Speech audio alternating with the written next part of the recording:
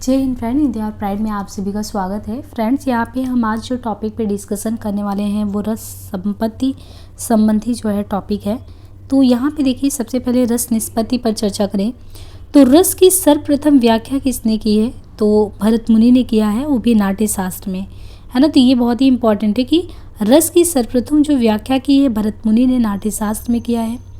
निष्पत्ति शब्द का प्रथम प्रयोग किसने किया है? तो निष्पत्ति शब्द का प्रथम प्रयोग भरत मुनि ने रस सूत्र में किया है। भरत मुनि का रस सूत्र रस की निष्पत्ति से ही व्यक्त करता है, अतः उसकी व्याख्याएं भी रस निष्पत्ति से ही जुड़ी हैं। भरत मुनि के रस सूत्र विभावानुभावा व्यभिचारी संयोग दशा निष्पत्ति को परवर्ती आचार्यों द्वारा स्वीकृति तो मिली, किंतु इसके दो पद संयोग और निष्पत्ति का स्पष्ट अर्थ निर्दिष्ट न होने के कारण इसकी विभिन्न व्याख्याएं की गई हैं। रस निष्पत्ति से क्या मतलब होता है? रस निष्पत्ति से तात्पर्य है काव्य आस्वाद की प्रक्रिया। रस निष्पत्ति से क्या मतलब है? काव्य आस्वाद की प्रक्रिया। काव्य आस्वाद का प्रश्न रचना में कवि द्वारा रस के सृजन तथा पाठक द्वारा उस रस को ग्रहण किए जाने की प्रक्रिया से जुड़ा होता है। जैसे यहाँ पे देखिए भट्ट लोलट मीमांसा, तो भट्ट लोलट मीमांसा ये व्याख्या है। भट्ट लोलट ने उत्पत्तिवाद जो है उसकी व्याख्या की है। भट्ट लोलट के द्वारा उत्पत्तिवाद आरोपवाद की व्याख्या की गई है। इसमें देखिए संबंध में तो उत्पाद्य उत्पादक भाव संबंध, इनके अलावा गम्य गमक भाव संबंध, पोष्य पोषक भाव संबंध, है ना। तो भट्ट लोलट मीमांसा उत्पत्तिवाद से संबंध है उत्पाद्य उत्पादक भाव संबंध, गम्य गमक भाव संबंध, पोष्य पोषक भाव संबंध। और निष्पत्ति क्या? उत्पत्ति से संबंधित रस की अवस्थिति अनुकार्य वास्तविक रामादि में। और इनके अलावा देखिए तो अनुमितिवाद जो है संकुक न्याय, अनुमितिवाद सिद्धांत अनुमान, ये क्या है? अनुमाप्य अनुपापक भाव से संबंधित है। और निष्पत्ति है अनुमिति, ये अनुकर्ता अभिनेता नट में संबंधित। भट्ट नायक जो कि सांख्य दर्शन से संबंधित है, और भट्ट नायक के द्वारा जो दिया गया है वो है भुक्तिवाद या भोगवाद। और संयोग में विभावन भोज्य भोजक भाव, और निष्पत्ति भुक्ति, और रस की अवस्थिति देखिए तो प्रेक्षक या दर्शक में। अभिनव गुप्त जो कि कौन से दर्शन से हैं? अभिनव गुप्त शैव दर्शन से, और व्याख्या है अभिव्यक्तिवाद, अभिव्यंजना अभिव्यक्ति सामाजिक सहृदय में। अनुकार्य और अनुकर्ता काव्यशास्त्र की पारिभाषिक शब्दावली है। अनुकार्य से तात्पर्य उस पौराणिक या ऐतिहासिक चरित्र से है जिसका अभिनय किया जा रहा होता है, और अनुकर्ता अभिनेता को कहते हैं। यहाँ पे देखिए भट्ट लोलट का उत्पत्तिवाद, तो जो भट्ट लोलट का उत्पत्तिवाद सिद्धांत है, निष्पत्ति का अर्थ उत्पत्ति करने से इनके सिद्धांत को उत्पत्तिवाद कहा गया है। ठीक है, तो भट्ट लोलट का उत्पत्तिवाद जो है निष्पत्ति का अर्थ उत्पत्ति करने से इनके सिद्धांत को उत्पत्तिवाद कहा गया है।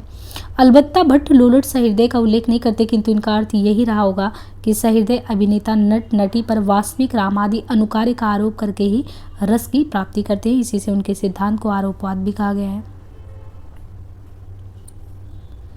इनके मतानुसार स्थायी भाव अनुपचित अपरिपक्व होता है, किंतु यह विभाव अनुभाव और संचारी भाव के संयोग से उपाचित परिपक्व हो जाता है।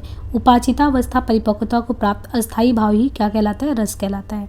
अस्थायी भाव का विभाव के साथ उत्पाद्य उत्पादक संबंध, अनुभाव के साथ गम्य गामक संबंध, और व्यभिचारी संचारी भाव के साथ पोष्य पोषकम संबंध माना गया है।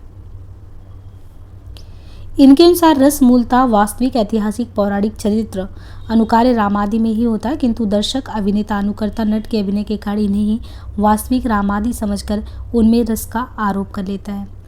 इन्हें तद्रूपता अनुसंधान शब्द का प्रयोग किया गया है माना जाता है।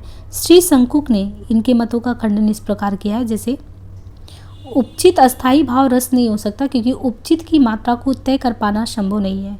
अस्थायी भाव और विभाव में उत्पाद्य उत्पादक संबंध को कार्य कारण संबंध के रूप में नहीं लिया जा सकता। घड़ा उत्पाद्य है और कुम्हार जो है उत्पादक है। कुम्हार के अंत के बाद घड़ा नष्ट नहीं होता, परंतु काव्य में विभाव आदि के अंत के बाद रस भी खत्म हो जाता है। अनुकर्ता या अभिनेता को यह पता नहीं होता कि अनुकार्य यानी राम आदि ने कैसी स्थिति में किस तरह के रस का आस्वादन किया था। ऐसे में सहृदय अभिनेता के माध्यम से अनुकार्य यानी राम आदि द्वारा प्राप्त मूल रस का आस्वादन कर ही नहीं सकता। इन्होंने श्रव्य काव्य को पढ़ने सुनने से होने वाली रसानुभूति के संदर्भ में विचार नहीं किया था। श्री संकुक जो है, इनके द्वारा जो श्री संकुक का अनुमितिवाद है, तो श्री संकुक का जो यहाँ पे सिद्धांत कौन सा है? श्री संकुक का जो अनुमितिवाद का सिद्धांत है, तो इनके द्वारा इन्होंने जो है रस और विभावादि के बीच अनुमाप्य अनुमापक संबंध माना है। श्री शंकु का अनुमितिवाद क्या कहता है? इन्होंने रस और विभाव आदि के बीच अनुमाप्य अनुमापक संबंध माना है।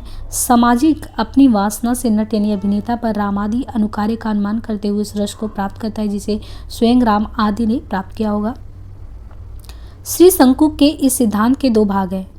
एक तो सामाजिक द्वारा नट में जो कुशल अभिनय की तल्लीनता में अपने आप को रामादि समझने लगता है, रामादि की रति आदि भावों की अनुमति अनुमान और तभी समाजी को अपनी वासना द्वारा उन भावों के रंगमंचीय सौंदर्य प्रभाव के बल पर रसानुभूति की प्राप्ति होती है। भारतीय काव्यशास्त्र सुबोध विवेचन डॉक्टर सत्यदेव चौधरी। इन्होंने इस अनुमान को सामान्य लौकिक अनुमानों से अलग माना। इनकी विलक्षणता के प्रतिपादन के लिए चित्र तुरंग न्याय का भी आश्रय लिया जाता है। देखिए यहाँ पे जो चित्र तुरंग न्याय है, चित्र तुरंग न्याय से जैसे हम चित्र में चित्रित तुरंग घोड़े को वास्तविक रूप में भागता हुआ घोड़ा ही समझ लेते हैं, वैसे ही अनुकार्य रामादि के अभिनय करने वाले अनुकर्ता अभिनेता को ही अनुकार्य समझ लेते हैं। इनका महत्व इस बात में है कि इन्होंने सर्वप्रथम स्पष्टता साहित्यगत वासना का उल्लेख किया है। इससे परवर्ती आचार्यों के लिए पृष्ठभूमि तैयार हुई है। भट्टनायक ने ये तर्क देते हुए विरोध किया है कि अनुमान द्वारा हम राम सीता दिको और उनके प्रेम को देख अपने व अपनी प्रेयसी के प्रेम की कल्पना नहीं कर सकते। उसमें हमारी संस्कारनिष्ठ श्रद्धा बाधा उत्पन्न करेगी। वैसे भी मिथ्या अनुमान से सत्य की अनुभूति जो है वो संभव नहीं है। भट्टनायक का भुक्तिवाद देखें तो पूर्ववर्ती मतों के अनुसार प्रेक्षक को अभिनेता के द्वारा अनुकार्य यानी राम आदि द्वारा अनुभूत रस की प्राप्ति होती थी, किंतु भट्टनायक ने अलग व्याख्या प्रस्तुत करते हुए सर्वप्रथम साधारणीकरण का ही सूत्रपात किया है। इन्होंने काव्य में रस निष्पत्ति के 3 व्यापार माने हैं, जिनमें है अभिधा, भावकत्व और भोजकत्व। अभिधा के बारे में देखें तो अभिधा इसमें शब्दार्थ का बोध होता है। भावकत्व इस व्यापार के द्वारा भाव यानी भाव, विभाव, अनुभाव या विचारी और स्थायी भाव साधारणीकृत होता है। साधारणीकृत होने से तात्पर्य व्यक्ति विशेष से जुड़े न रहकर अपने प्राय के भाव से मुक्त होकर सामान्य हो जाने से है। भोजकत्व साधारणीकरण के पश्चात हृदय रजोगुण व तमोगुण के नाश से केवल सत्वगुण से भर उठता है तथा इस लोक की क्षुद्रताओं से परे वह अलौकिक अवस्था में चला जाता है जहाँ भोजकत्व के द्वारा रस का भोग होता है। इनके मतानुसार श्रव्य काव्य में तीनों व्यापार तथा दृश्य काव्य में अंतिम 2 व्यापार होते हैं। अभिनव गुप्त ने इसके 3 व्यापारों से असहमत होते हुए लिखा है कि भावकत्व व्यापार ध्वनि तथा भोजकत्व व्यापार रसास्वादन में अंतर्भूत होते हैं, अतः इनकी स्वतंत्र व्याख्या की आवश्यकता नहीं और न ही किसी पूर्ववर्ती आचार्य ने इनका उल्लेख किया है।